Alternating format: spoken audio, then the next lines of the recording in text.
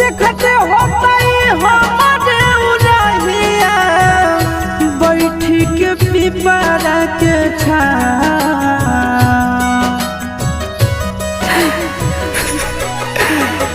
देखते होता हमारे उड़हिया बैठी के पिपरा के रुक रुक रुक अरे टरेनिया रुक रुक रुक रे टरेनिया ले ले चल जनुआ के गाँव रुक रुक रुक रे टरेनिया।